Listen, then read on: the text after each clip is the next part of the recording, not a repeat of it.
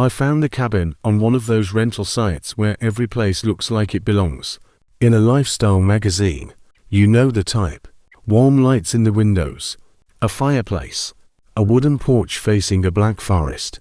The description said, perfect quiet getaway. No neighbors. No interruptions. That was exactly what I wanted. I had just gone through a breakup.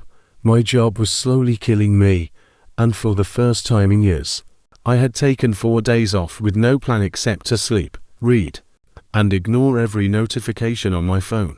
The cabin was 2 hours from the nearest city and about 20 minutes from a small town I had never heard of. The host's name was Miriam. Her messages were polite, almost too polite. The day before my check-in, she sent me the house rules. Most of them were normal. No smoking. No parties. Please take your shoes off inside. Do not leave food outside because of animals. But the last rule was strange. If you hear knocking after midnight, do not answer it. Do not speak to it. Do not look through the windows. I laughed when I read it. I honestly thought it was a joke. A creepy little detail for guests who liked the whole isolated cabin in the woods experience. So I replied, very funny. Is this place haunted or something? Miriam answered almost immediately, no, just follow the rule. That was it. No smiley face. No explanation. I should have cancelled right there, but I didn't. When I arrived, the sun was already going down. The road to the cabin was narrow and unpaved, with trees so close on both sides that their branches scraped the sides of my car. There was no cell service for the last 5 miles, which I told myself was a good thing. The cabin looked exactly like the photos. Small, beautiful, quiet. Too quiet, maybe. Inside, everything was clean and organized. There was a basket of firewood, fresh towels folded on the bed, and a handwritten note on the kitchen table. Welcome, Daniel. Please enjoy your stay. Underneath that, in smaller letters, remember the rule. I stood there for a moment, staring at it. Then I laughed again, because what else was I supposed to do? The first evening was perfect. I made pasta, opened a bottle of wine, and sat by the fireplace while the wind moved through the trees outside. Every now and then, the cabin creaked, but old houses do that. The windows rattled a little. The chimney groaned. Somewhere far away, an owl screamed. Nothing unusual. At 11:47 p.m., I got into bed. At 12:03 a.m., I heard the first knock. 3 slow taps. Knock, knock, knock. I opened my eyes. For a few seconds, I didn't move. I just stared at the ceiling and listened. The cabin was silent. Then it came again. Knock, knock, knock. It was coming from the front door. My first thought was that it had to be Miriam. Maybe there was a problem. Maybe I had left my headlights on. Maybe some neighbor needed help, even though the listing said there were no neighbors. Then I remembered the rule. Do not answer it. Do not speak to it. Do not look through the windows. I sat up slowly. The knocking came again. This time, a voice followed it. Daniel. It was a woman's voice, soft, almost embarrassed. Daniel, I'm sorry to bother you. My mouth went dry. I didn't know why, but hearing my name made everything different. If it had just been knocking, I could have blamed the wind, a branch, an animal, anything. But something outside knew my name. Daniel, the voice said again. I know you're awake. I didn't answer. I barely breathed. The floorboards creaked under me as I got out of bed and stepped into the hallway. The front door was at the end of it. I could see it from where I stood, lit by the dim orange glow from the fireplace. There was a shadow under the door. Not a full shadow, just the shape of 2 feet blocking the moonlight. Someone was standing on the porch. Please, the woman said. It's cold. Her voice sounded normal, human, tired. That was the worst part. She didn't sound like a monster. She sounded like someone who needed help. I took 1 step toward the door, then stopped. My phone had no service, but I opened it anyway, as if the glowing screen could protect me. The time was 12:09. The knocking came again, harder this time. "Daniel, open the door." I backed away. For the next 20 minutes, she kept knocking, sometimes gently, sometimes hard enough to shake the frame. She called my name again and again. Then she started using details. "I know you came alone. I know you drive a blue car. I know you put the spare key in the bowl by the fireplace." That last one made my stomach drop. I looked toward the fireplace. The spare key was still there, sitting in a little ceramic bowl. At 12:37, the knocking stopped. The shadow under the door disappeared. I didn't sleep for the rest of the night. When the sun finally came up, I checked the porch. There were no footprints, no tire tracks, nothing. Only a small wet mark on the wood directly in front of the door, like someone had stood there for a long time in soaked shoes. I packed my bag right then. I was done. Breakup, stress, vacation, none of it mattered. I wanted to leave, but when I got into my car, it wouldn't start. The battery was dead. I tried again and again until the clicking sound became pathetic. I checked my phone. Still no service. So I walked. The nearest town was 20 minutes by car, which meant it was probably hours on foot. But I didn't care. I put on my jacket, locked the cabin, and started down the road. After about 10 minutes, I saw a man standing between the trees. He was maybe 50 feet away, half hidden behind a pine. He wore a dark coat and stood completely still. I stopped. "Hello," I called. The man didn't answer. He just raised one hand and pointed back toward the cabin.